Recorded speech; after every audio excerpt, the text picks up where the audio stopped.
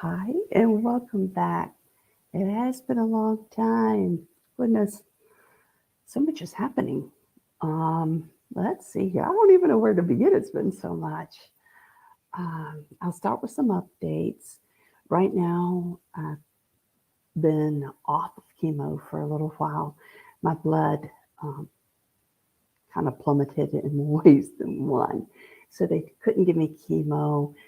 And there's a shot that does help with this, and it's called Zarzia. And my insurance said no, you know, not paying for it. Um, I that's another thing I sort of didn't really panic about. I mean, it was sort of like, wow, you know, how can they make these life decisions for people and they don't even know them, kind of a thing.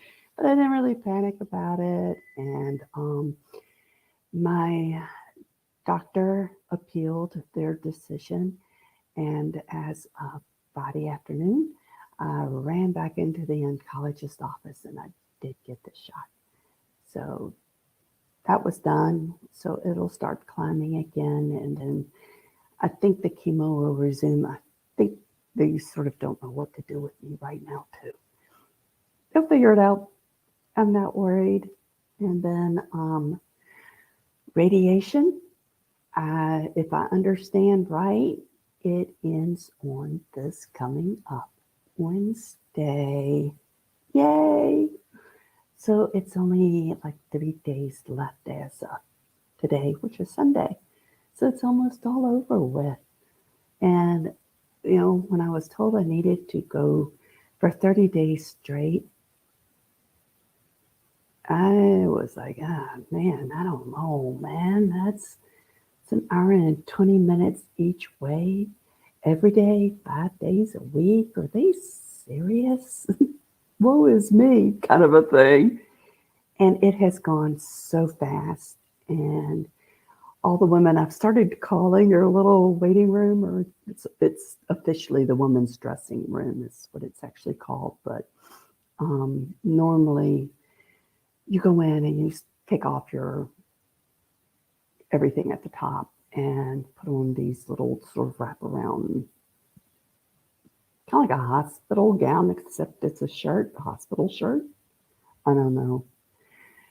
But you're still like out in the open hallway. So I don't do that. I disrobe once I get to the actual treatment room. Then I do, because it's no one else in there but the technicians, and you're not in the hallway. Like, I don't consider that appropriately dressed, because it's the men's dressing room. It's right by the women's dressing room, and we're all using the hallway, the same hallway, to go back to the treatment rooms. So I'm a little old fashioned, antique. Okay, we'll go with antique. Yeah, I'm a little like that. So I just quickly disrobe once I get to the treatment room. And I have swapped now over to Boost. My treatment was for 30 days total. 25 was regular radiation, and then 5 have been for Boost. Now, what is Boost, you ask? So did I. Boost is they it's the same machine, but it's a different type of radiation. The radiologist comes in and does another quick marking on you. Some women just get another tattoo, and others get, in my case, interesting design drawn on them. And that is where they want this radiation just to pellet, hard and heavy all at once, but quick. So to make sure that this happens, they draw this specific design on you, and then they make a pattern of it. And they do that by pouring liquid lead. And then when the liquid lead dries, hardens, I think it's basically the same thing that's in stained glass windows, it presents a pattern, and it's your unique pattern. And then further, they add this device that looks something like a cone on the machine itself. So it's a very concentrated pelleting radiation just raining down on one specific area. And the reason they want it to go to just one specific area, it's usually going to the scar. Because with the scars, you know, you've had stitches and everything in that area, and the skin might have gotten overlapped, or, you know, whatever they do to properly and safely close up the incision.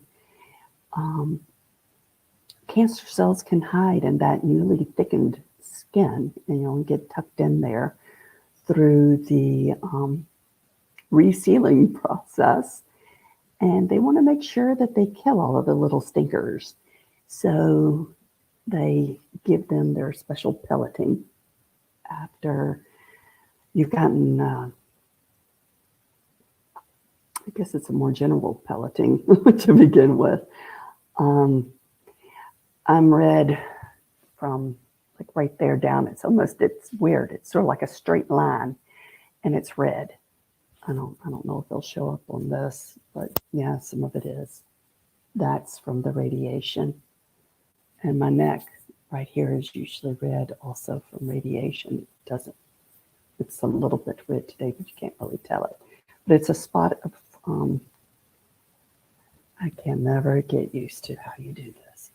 It's a spot up here that's red, and then a straight line across that's also burnt.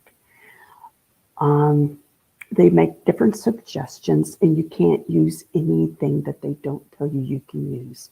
If you're not careful, you will use something that has aluminum or some other metal or a mineral in it that will actually promote bad burning. Like I have had blisters, but they cleared up pretty quick. I've had it easy. Some of the women really, really, really get burnt. One of the women, it was her last day. She's going, oh, it's my last day, da, da, da, you know, and what are you going to do? And she's like, mostly go home and hope this goes away. And what's going to go away? You know, and she was talking about the burn. Her burn was significant. It doesn't mean that if you're getting radiation, your burn will be significant. It doesn't mean that if you get radiation, you'll be like me and your burn is just sort of, mine's more of an inconvenience kind of a thing. I've had blisters. They do hurt. I've mostly had itching. Like, it really, really itches. And if you scratch it, it really, really hurts if you scratch it. I mean, even this itches, you know, gentle scratch. No, you don't do any of it. They do allow products. This is one that they actually gave me.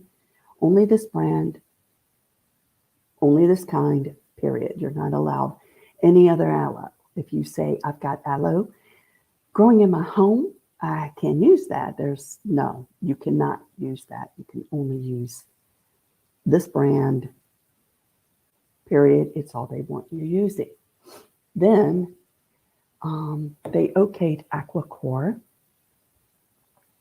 which made me itch. So I got baby Aquacore, and it is helping. I got very dry also. Kind of torments your skin for sure. And then the other thing I keep hearing in the ladies' dressing room, which I lovingly call the chicken coop. I have chickens. I know what they sound like when they're in the coop, and I know what we sound like when we're in the ladies' dressing room. There is no difference. There is a lot of chitter chatter going on in there, but it is a massive exchange of information. Oh my goodness. If you want to find out something or get a recommendation, or this happened to me, it might not happen to you, but if it does, do this. One of the big suggestions was keep prunes on hand. You're going to need them. It's just, It's a wealth of information, and these women are so lively. And I'll say it again, and I have said it before, the common thread is faith in God. If you hear it one day, you're going to hear it the next and the next and the next. It has been something I've heard every day, still here by the grace of God. God ain't finished with me yet. I'm sticking around a little bit longer. This is my last day and I'm fine. I was panicking in the MRI, and my preacher had already said, if I panic, say, Hosea, save me, give me strength, help me, Jesus, and she was instantly soothed. And it's just a common thread in there of faith. All of us have it. And it might be that I'm in the morning. We call it the Breakfast Club. It might be that, but we are very lively. The day that they marked me for the boost, I didn't have to get there until 12:15 was my check-in. I got there at 11:30, and it was silent in the chicken coop. Did I end up in the wrong place? What happened? It was a different group of women, of course, and it was quiet in there. I mean, they told each other hi and goodbye and have a nice day. I mean, they were polite and nice and everything, but it wasn't the big yammering that goes on in my group. And that day was a long day. They went ahead and took me back and got me marked and fitted me with a proper cone and everything like that. And it was one of the techs, and they took me to a different room. And one of the techs was like, I know her. I'm going to go ahead and pull her back. And this won't take long. I guarantee it. And it didn't take long. But then I waited until 1:30 for my actual treatment. And it's sort of like one little thing can knock us hens off schedule. And it makes for a long day once that one little thing happens. I think it was Friday. My normal appointment's in the morning, and I got pulled back 1 hour late. It's just, I don't mind waiting. I mean, it is what it is. And it's, like I said, it's usually a lot of chitter chatter going on and a lot of laughter. And it's just fun. So you don't mind waiting. None of us complain about waiting. And we understand something or another can happen. And I don't know if it's like one patient can show up a little bit late, or I know that if you land wrong, it's only months. It's only going to be one ding.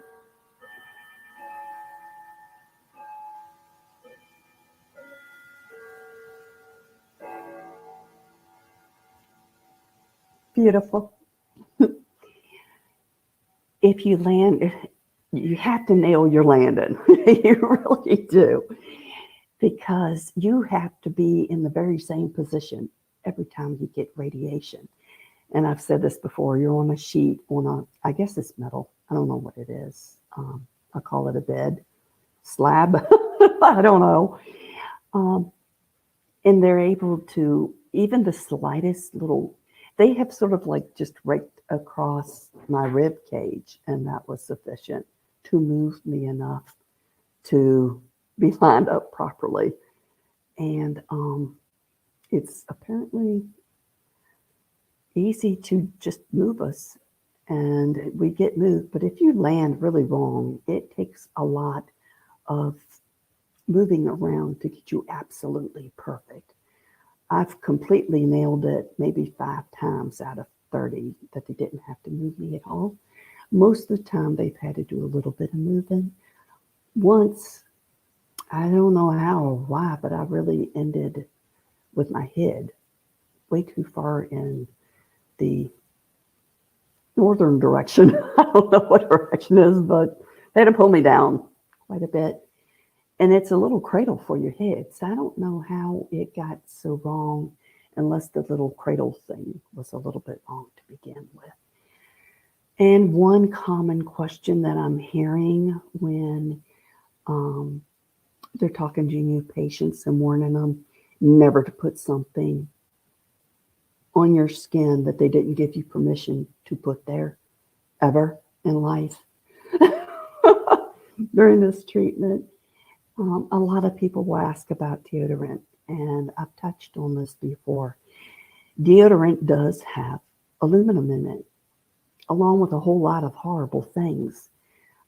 I urge you to rethink your deodorant. This one I've researched. I know it's clean. It's called Native. It comes in a bunch of different scents. I've gotten it for me. I've gotten it for my girls. I was, before treatment began, just using a salt deodorant. And I didn't have any complaints with that either. This one adds, the other was totally unscented. This one is scented, so it smells pretty. But whether you're on chemo, whether you're on radiation or not, you're perfectly healthy. Don't use your standard, everyday, ordinary deodorants. Look for one that is all natural and specifically says it has no metals, no aluminum, things like that. That is horrible for you no matter how you look at it. Don't use them. And by way of another update, as I mentioned earlier, I've got a little area on my neck that is usually, it looks like the letter C right here. You can slightly see it, but not very dark. My throat is being burnt, so I haven't really been eating much lately. I'm depending a lot on premieres. They've given me now samples of Ensure and Boost, I think the other one was. I haven't tried them yet, but I do intend to. It really hurts to swallow, and my radiologist explained that I'm having some glands burnt, and I don't remember, she said they were lymph nodes being burnt or glands, but it literally is swelling toward the inside, which makes it really hard to swallow if I eat something solid. I mean, I don't even dare eat something like bread or something like that. It gets stuck in my throat and doesn't move. Several swallows, even swallowing a liquid like water or something like that hurts less, but it still hurts. People have said, well, get milkshakes. The cold will help. It really didn't help. I can't. Nothing's really super duper helping. I do have some medicine that deadens. So what I've begun doing now is taking a leave at least a half an hour before I plan on eating anything, and drinking this liquid that's made out of Maalox, Benadryl, and a deadener. And I'll take that like maybe 10 minutes before I plan to eat. And dead enough that I can eat something like noodles, pasta, something like that. And I need to get finished fairly quickly, or my window of opportunity closes. And they try to refill this medicine as well as give me a second medicine. So far, my insurance has declined both. So radiation ends soon. They said it'll still burn for 2 to 4 more weeks, but still, it ends soon, and I just know that it's going to be well in there soon, and I'll be eating soon, and hopefully I'm not so excited that I finally get food I ate too much and gain weight or something crazy.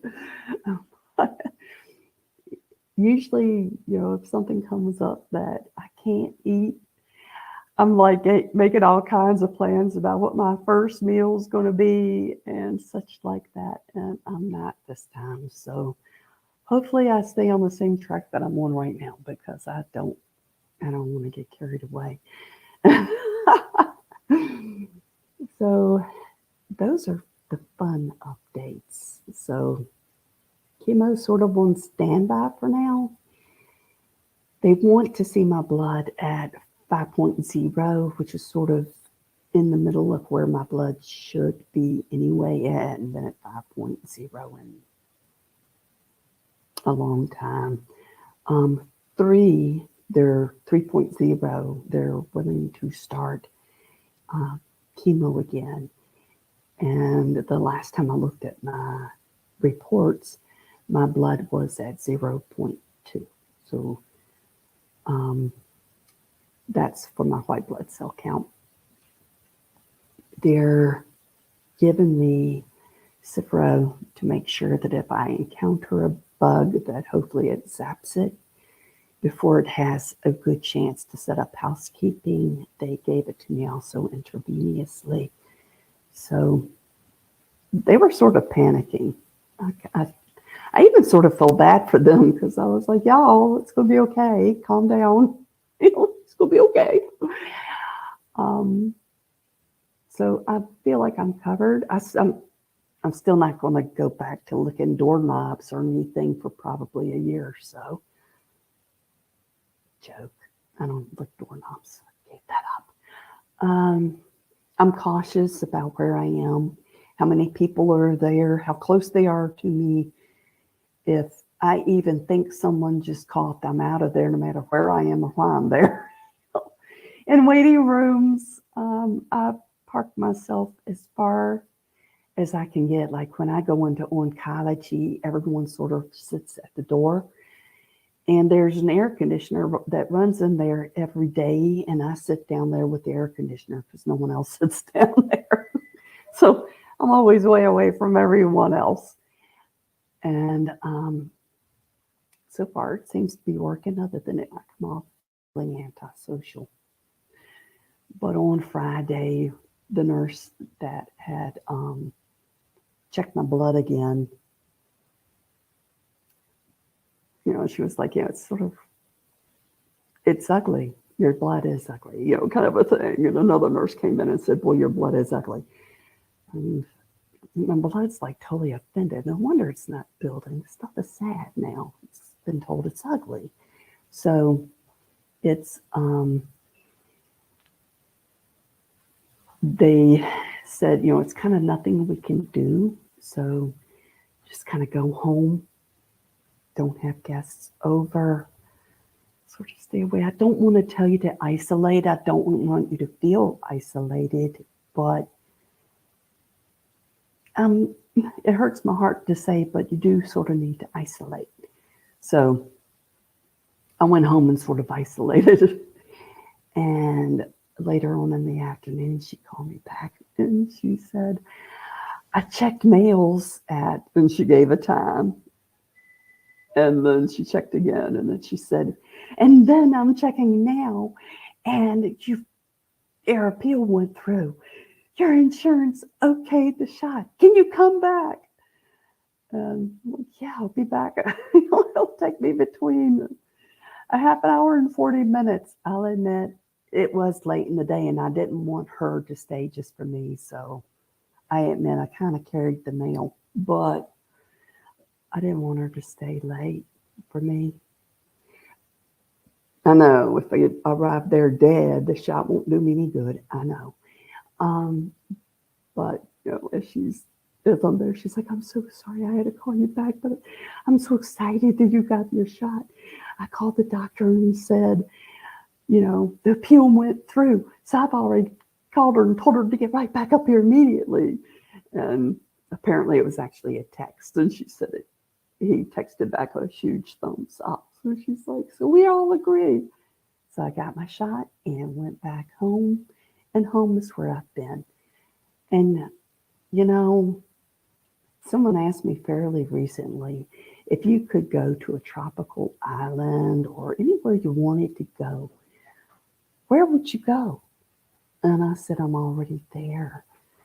Home is where I'd rather be than anywhere.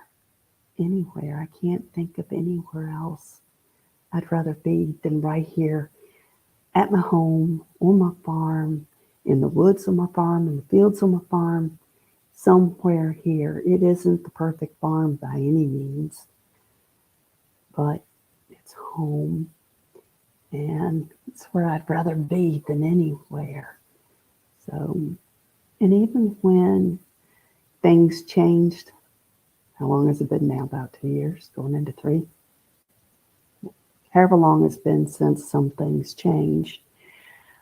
We were talking about it the other day in the chicken coop, and one of the women said that she was, spending some time in the morning in the Word, like she did every morning, and she got to thinking about, everything that was going on at the time, and she, stopped reading the Word, and she said, "Well, Lord, what must I do?" Because it was in the news, that some people weren't handling the changes well, kind of a thing. And she said, "Nothing. You're already grounded. You're already fine. You're already where you need to be." And I felt the same way. I was already, my life didn't actually change when everything was changing. My life didn't really change. I was already grounded. I was already mostly home because mostly what I wanted or needed was already here. I mean, we would do maybe a weekly or bi-weekly little shopping trip, but it wasn't really any big changes around here. So already grounded, already happy, already home. And that is what I hope for all of you too, is that you feel grounded and happy and home wherever you are. And I hope that you're having a beautiful day. I hope that you're feeling so very blessed. And I forgot, because I didn't bring my Bible in here with me because I usually read it in the other room. But let the words of my heart and let the words of my mouth and the meditations of my heart be acceptable in your sight. Oh Lord, my strength and my Redeemer. So be it. And everyone, again, please like and subscribe. I'm definitely not keeping any schedule now, but I'm doing the best I can do. I'm tired frequently, hunkered down. I've become a house cat, I think. I'm usually in the sun like a house cat, hunkered down in a chair in bed or something. So I'm not keeping a very good schedule. Now that I've been off chemo almost 2 weeks, I'll probably be feeling pretty good, and you'll see more of me. But that's where I am. And so do like and subscribe. Remember to hit the bell for notifications.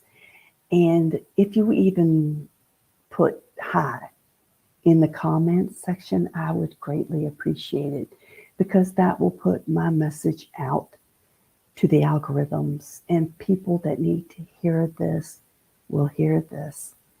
And I just want to help other people. I went into this knowing nothing. I didn't feel like I should research anything, because researching isn't always the right information. Even what I tell you isn't necessarily right. It's right for me, and it gives you an idea of what might be right for you. And I'm sharing the experiences of fellow chickens in the coop. So I hope it helps. And I hope it helps someone and reaches the right ears at the right time. But until we meet again, thank you for joining me. I hope you have a fabulous, blessed day. And peace be with you. I'll see you soon.